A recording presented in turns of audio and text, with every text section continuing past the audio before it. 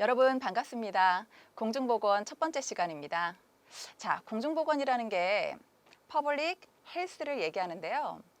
공중보건, 이게 어떤 의미를 가지는지를 알기 위해서는 우리가 좀 많은 것을 깊게 공부해야 됩니다.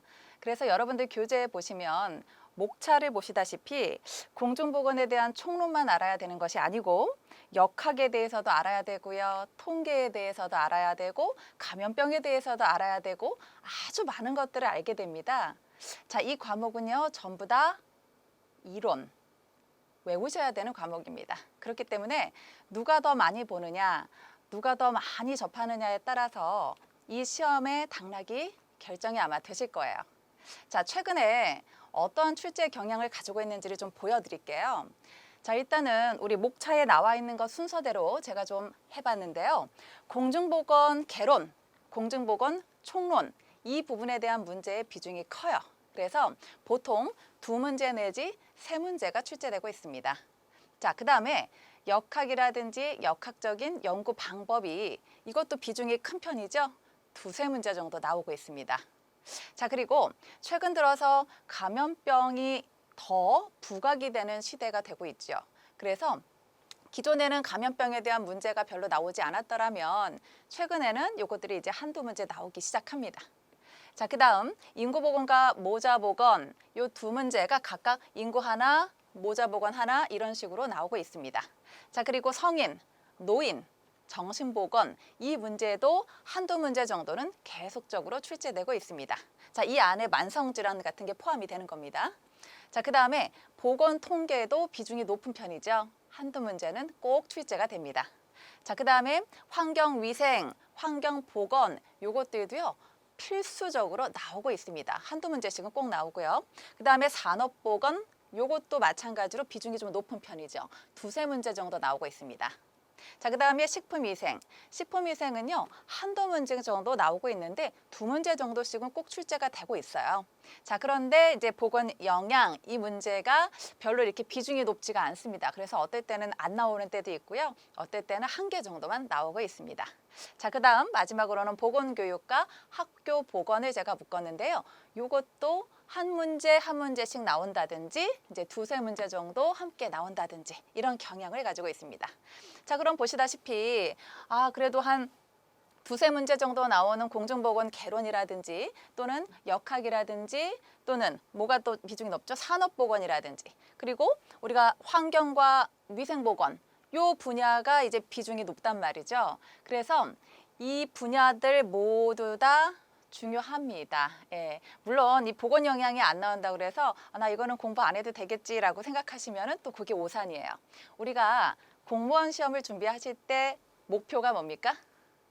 100점 맞는 거죠? 네.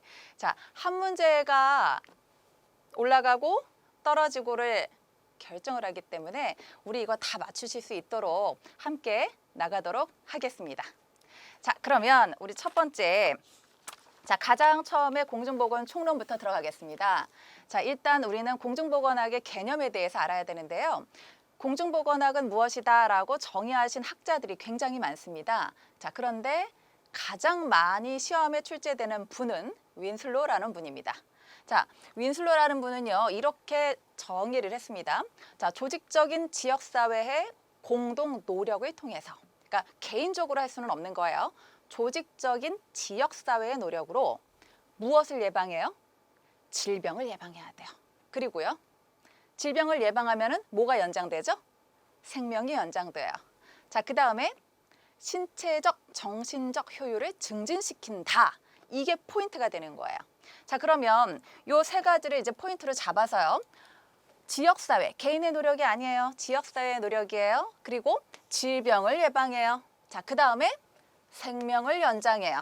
그리고 신체적, 정신적 효율을 증진시키는 기술이며 과학이다. 이것을 우리가 공중보건이다 라고 얘기를 하면서 이 3가지를 이렇게 공중보건의 목적으로 보시면 됩니다. 자, 다음 중 공중보건의 목적이 아닌 것은 이라고 하면 사지선다형으로 내기가 쉽겠죠. 아니면 K형으로 내기도 쉽습니다. 이 3가지는 반드시 중요하니까 잘 알아두셔야 됩니다. 자, 그 다음에 자, 공중보건의 목적 달성을 위해서 우리가 어떻게 접근을 해야 되느냐. 자, 이것에 대해서요. 우리는 아까 조직화된 지역사회라는 포인트가 나오잖아요. 이 조직화된 지역사회는 이것을 의미하는 것이다 라고 보시면 돼요. 자, 일단 환경위생을 관리를 해야 됩니다. 자, 그래서 우리가 환경위생, 환경보건, 아까 제가 목차에서 보여드리면서 중요하다라고 말씀을 드렸잖아요. 자, 환경위생을 관리하고요. 그 다음에 환경위생을 관리하는 게 왜 도대체 관리를 합니까? 전염병, 감염병 이런 것들을 관리하기 위해서잖아요. 자, 전염병의 관리. 그 다음에 세 번째요. 전염병 관리를 위해서는요. 사회적인 노력도 필요하고요. 개인 위생도 필요합니다. 예를 들어서 우리 요즘에 감염병 예방에서 가장 중요한 게 뭐예요? 이렇게 손 씻는 거 중요하고요. 또 마스크 쓰는 거 중요하고요. 이런 식으로 개인 위생에 대한 보건 교육도 필요합니다. 자, 그 다음에 네 번째는요. 질병을 조기에 발견하고 또 예방을 하기 위해서 의료와 간호 서비스가 조직화되어야 된다라는 거. 그 다음에 다섯 번째요. 모든 사람이가 들어가요. 그리고 자신의 건강을 유지하는 데 적합한 생활 수준을 보장받아야 돼요. 어디로부터요? 국가로부터요. 그래서 국가의 사회제도가 잘 발전해야 된다라는 거. 자, 이렇게 5가지로 우리는 공중보건을 달성하기 위해서 잘 접근해야 된다라는 거. 자, 이 5가지 잘 알아두십시오. 자, 그러면 이렇게 문제가 나올 수 있어요. 공중보건의 최소 단위는 무엇인가? 공중보건의 최소 사업 단위는 무엇인가? 그러면 개인일까요? 지역사회일까요? 정답은 지역사회가 되는 거예요. 우리 지금 계속 지역사회가 나오고 있어요. 자, 그 다음에 공중보건의 대상은 누굽니까? 라고 한다면 이것도 역시 개인이 아니고 뭐예요? 지역사회 주민 또는 국민 전체가 되는 거예요. 그럼 여기 위에서 최소 사업 단위는 국가가 될 수도 있는 거예요. 자, 개인만 아니면 되는 거죠. 지역사회, 국가 다 괜찮아요. 그 다음에 공중보건의 대상은 누구라고요? 지역사회 주민과 국민 전체다.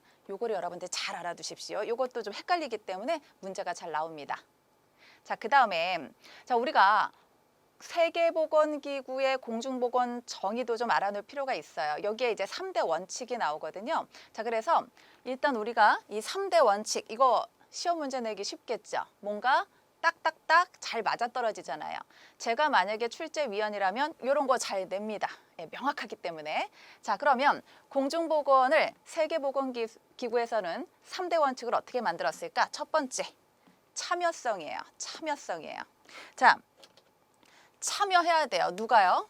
아까 지역사회 주민 전체가 대상이었잖아요. 그러니까 이분들이 모두 다 웬만하면 참여를 해주셔야지 공중보건이 달성이 되는 거예요. 자, 그리고 형평성이 있어야 돼요.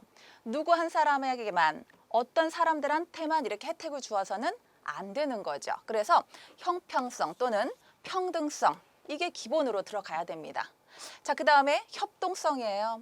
자, 건강 증진을 위해서 우리 지역사회 주민 전체가 어떻게 해야 돼요?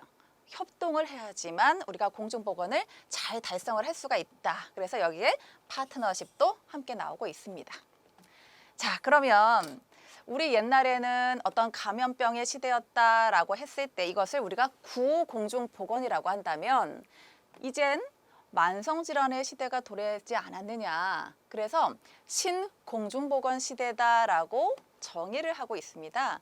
자, 그래서 구공중보건과 신공중보건을 비교하는 문제들이 좀 나와요.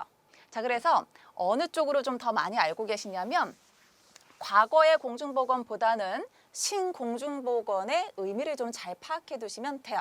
그래서 키포인트만 한번 볼게요.